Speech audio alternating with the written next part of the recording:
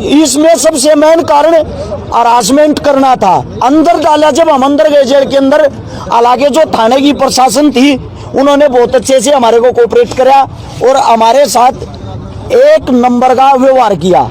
उनके व्यवहार में कोई कमी नहीं थी। लेकिन जब हम जेल के अंदर गए तब हमारे को पता चला हमारे साथ क्या षड्यंत्र हो रहा। मेरे को और मेरे भाई नवीन मायना पंगाल को, दोनों को एक स्पेशल सेल में डाल दिया, जिसमें ना ही पानी की सुविधा थी, ना ही बिजली थी, ना ही कुछ भी था। हर 15 मिनट में प्रशासन हमारे को आता था, परेशान करता था।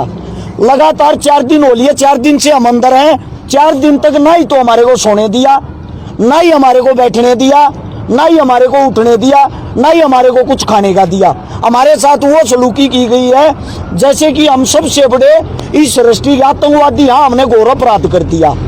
उससे दूसरा, अगर प्रशासन वालों से हम पूछ रहे थे, जेल के अंदर की बात बता रहा हूं मैं, ये हमारे साथ ऐसी सलूकी क्यों करी जा रही है, तो उनका जवाब ये था, तुम कांडी ऐसा करता रहे हो, सरकार तक क्यों पंगा ले थे।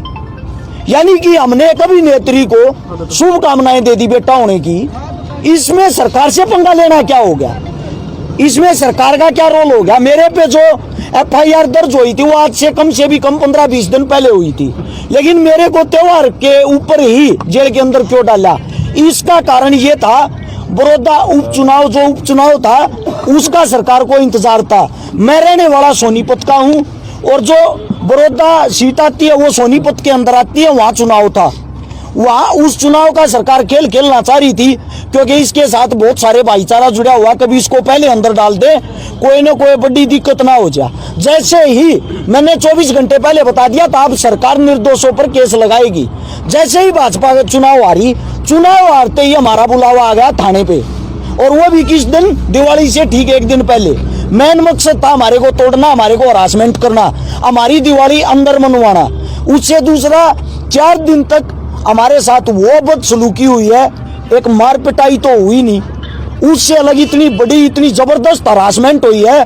हमारे को अंदर जाने से कोई दिक्कत नहीं थी, ना ही हमारे को अंदर जाके कुछ में सरकार को कुछ फायदा होना था, लेकिन मेन बात थी हमारे को टॉर्चर करना, हमारे को हरासमेंट करना। या तो आप सरकार की बातें मानो, अगर सरकार के खिलाफ आप जब भी बोलोगे ना, कोई भी बोलेगा उसको ऐसे ही अंदर डाल देंगे।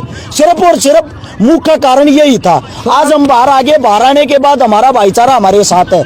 सारे पत्रकार साथी बंधु हो, मैं आप सभी चैनलों के माध्यम से और एक साथियों के माध्यम से सिर्फ एक बात पूछना चाहता हूँ, इस भारत में आज से पहले किसी को शुभकामनाएं देने पर केस लगा था? किसी को लगा था क्या? हमारे को लगा है भाई। अब मैं ये पूछना चाहता हूँ, भाजपा सरकार ने हमारे पे केस लगा दिया, कांग्रेस सरकार हमारी है नहीं, किसी सरकार से हम ताल्लुकात नहीं रखते, तो हम न्याय लेने के लिए किसके पास जाएं? क्या कोई पूछने वाला उस भाजपा अभिनेत्री से, उस मैडम जी से? क्या कोई पत्रकार ये इंटरव्यू लेने वाला, ये पूछने वाला, मैडम जी आपने कैसे केस लगा दिया?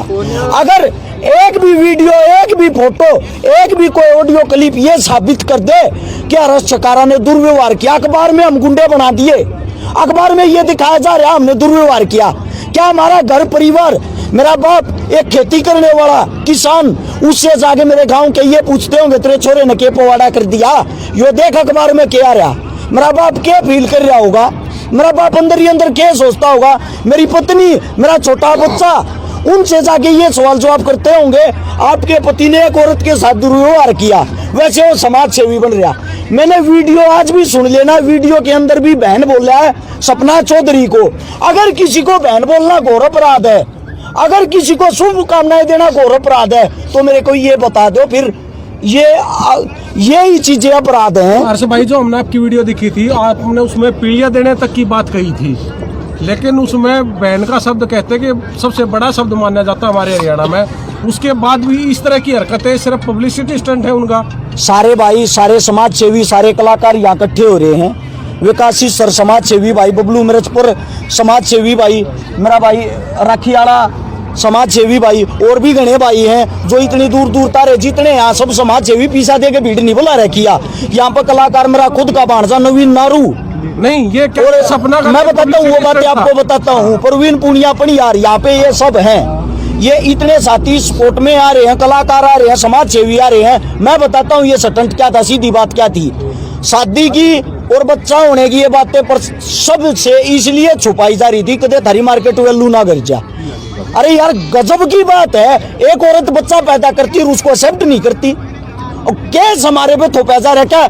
आप लोगों के अंदर से कोई सवाल जवाब उनसे करने वाला और कई पत्तल चाट जिनको कोई काम नहीं, अपने आप को पत्रकार कहते हैं। मैंने भारत ही सबसे पहले उनकी वीडियो देखी, वहां बैठ कर टेबल पे खाकर उनके चाट पकौड़े उनसे सवाल जवाब कर रहे हैं। मैं थारा देशी फलाना, मैं मांगने वाले हैं। सीधी बात ये है, आसमान का थूका मुंह पे गिरेगा, चाहे कोई भी हो भाई हमारा दुश्मन, सबको करारा जवाब मिलेगा। हर एक को करारा जवाब मिलेगा, हर एक को।